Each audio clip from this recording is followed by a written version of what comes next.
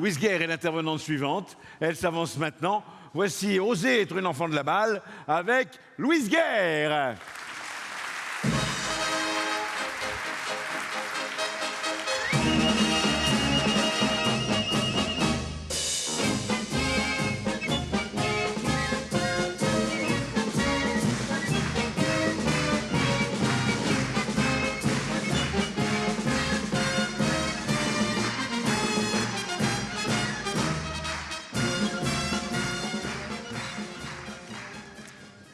Bonjour à tous, bonjour à tous les JD et bonjour à toutes les JDettes qui sont de plus en plus nombreuses. Donc ça c'est super, ça fait vraiment plaisir d'être avec vous.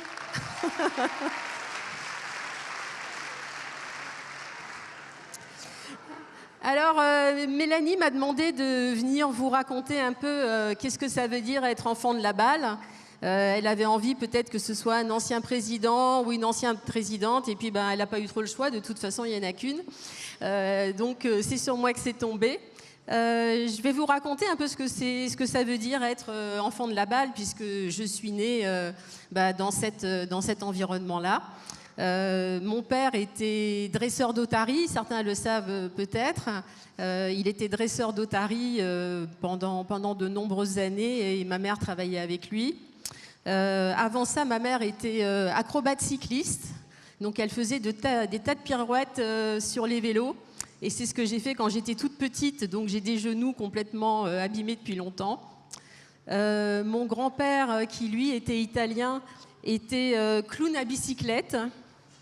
Donc ça, c'est encore un autre métier. Vous savez, clown à bicyclette, ça peut être clown sur n'importe quel vélo, des vélos pas carrés, des vélos qui roulent par rond, des vélos dans tous les sens. Et je me souviens que des fois, il faisait vraiment une tronche pas possible. On disait, mais qu'est-ce qu'il y a, grand-père? Qu'est-ce qui va pas? Il dit, je trouve plus de blagues à faire.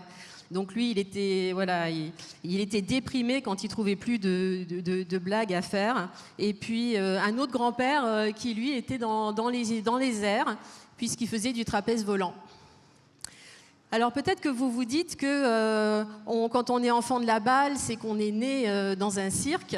Et la particularité dans ma famille, c'est que mes deux grands-parents, côté maternel et côté paternel, ont tous les deux quitté des familles normales. Famille de restaurateurs d'un côté et de l'autre, je ne me souviens plus. Et tout enfant, ils ont voulu en fait rejoindre le monde magique du cirque. Donc il y en a un qui est parti à 12 ans. Ses parents l'ont rattrapé en disant « tu es trop jeune, c'est hors de question », etc. Et un an après, il est reparti avec un cirque. Et du côté de mon autre grand-père, ça a été la même chose. Donc ça a été vraiment dans ma famille une passion, avec des grands-parents qui ne sont pas nés là-dedans, mais qui ont voulu vivre cette vie d'artiste, cette vie de nomade et cette vie de voyage. Voilà. Le cirque, aujourd'hui, a tout un tas de significations, mais pour moi, c'est avant tout le voyage, hein, puisque j'ai eu une enfance avec énormément de voyages. J'ai vécu dans une caravane jusqu'à l'âge de 5 ans.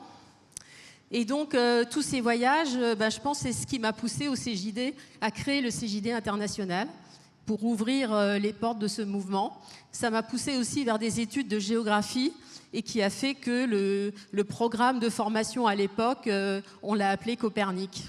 Donc voilà, quand on s'écoute, tout a du sens quand on ose et qu'on se lâche et que finalement on part un peu du sens. Alors je voudrais aussi, je ne vais pas vous faire ma vie, mon œuvre, mais vous parler aussi du cirque, parce qu'aujourd'hui vous êtes dans un cirque et peut-être que vous y avez été souvent enfant, peut-être que vous y emmenez aussi vos enfants, mais voilà, vous expliquez un petit peu ce que ça représente. Le cirque, pour moi en tout cas, ça évoque les voyages et la liberté.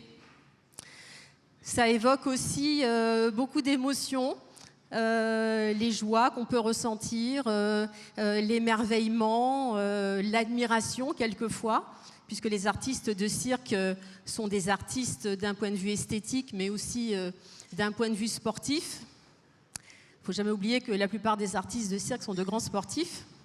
Et puis la peur aussi, vous savez, quand on entend ce roulement de tambour qui nous dit « oh là là, il va se passer quelque chose d'extrêmement dangereux », voilà, tout ça nous fait un petit peu frissonner. Donc c'est tout ce monde d'émotions, et il n'y a pas tellement d'endroits où on ressent toutes ces émotions. C'est aussi beaucoup de métiers. Donc les métiers, c'est tous les métiers du cirque qu'on peut voir. Ce sont les acrobates, ce sont les magiciens, ce sont les dompteurs, ce sont les clowns. Mais dans un cirque, c'est aussi une entreprise. Et il y a ceux qui montent et qui démontent le chapiteau. Aujourd'hui, il y a ceux qui s'occupent de la lumière, du son. Souvent, dans les cirques, en tout cas avant, il y avait un orchestre, un peu comme à l'opéra, un orchestre en temps réel à l'opéra, donc qui suivait la musique qu'on a entendue tout à l'heure, elle se jouait aussi en temps réel, donc l'orchestre était là. Et voilà, il ne faut pas oublier aussi tous ces métiers-là.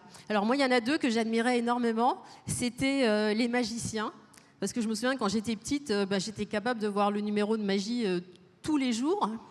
Et à chaque fois, je n'arrivais pas à voir où était l'astuce. Alors ça m'énervait, je disais demain je ferai vraiment attention, je regarderai ailleurs que là où je regarde d'habitude. Voilà, j'y suis jamais arrivée. Et puis j'ai toujours adoré aussi les clowns. Alors les clowns, c'est un monde à part, je ne sais pas si vous en avez bien conscience. Le clown au cirque, déjà il y a les clowns. Il y a le clown qu'on appelle l'Auguste.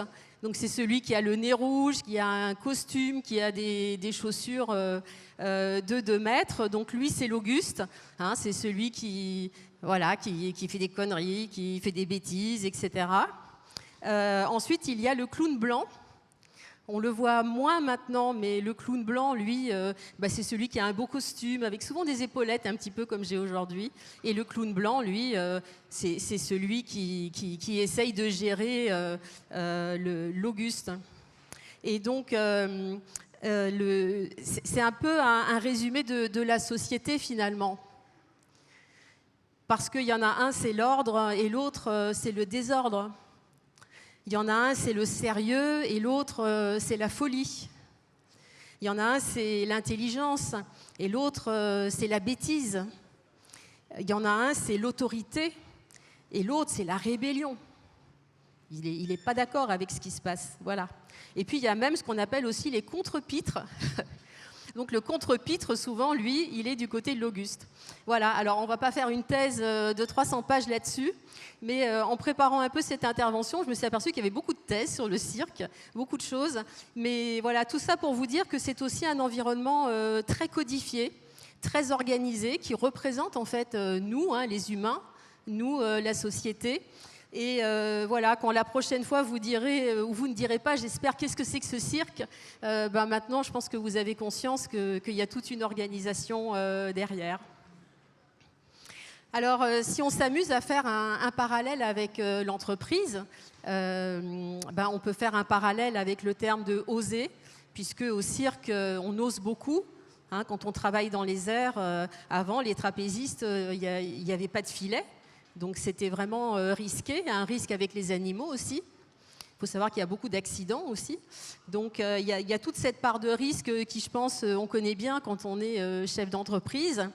Voilà, on connaît ça par cœur. Je me disais aussi que quand on parle de nos entreprises, ça, on parle de boîte. C'est ma boîte, voilà. Et la boîte, c'est quelque chose de très carré. Alors que le cirque, comme vous voyez, c'est rond. On parle des tours de prestidigitation. Un cirque, ça part en tournée, donc c'est un peu tout le contraire. Tout est rond. Et voilà, peut-être que ça peut nous inspirer pour de temps en temps mettre un peu de rondeur dans les angles. Voilà, c'est une chose qu'on pourrait tout à fait faire davantage. Ensuite, le parallèle qu'on pourrait faire aussi, surtout aujourd'hui où je pense qu'on a tous des difficultés de recrutement, voilà, au cirque, on parle d'attraction. Dans l'entreprise, on parle d'attractivité. Et je pense que ce côté d'imagination, de rêve qu'il y a au cirque pourrait aussi nous aider à rendre nos entreprises plus attractives. Ça, c'est aussi un point important. Voilà quelques parallèles qu'on peut faire avec l'entreprise. Et puis ensuite, par rapport aux différents métiers, à chacun de vous de savoir quel artiste vous voudriez être. Est-ce que toi, tu voudrais être un dompteur de fauves, de manière à dresser avec un fouet cette génération Z à laquelle on ne comprend rien?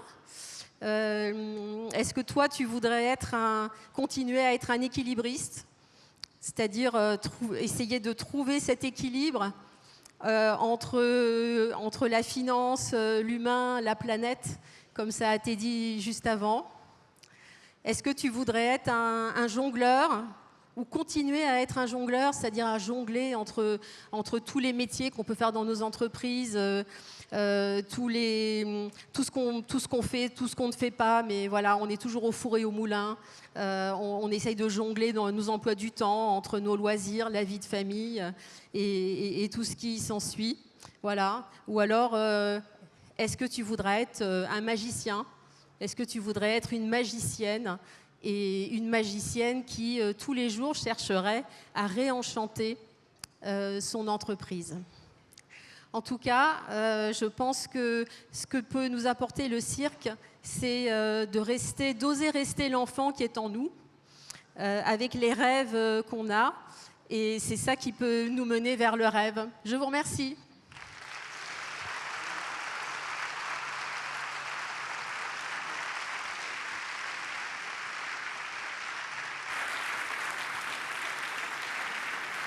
C'était Louise Guerre. Merci, Louise.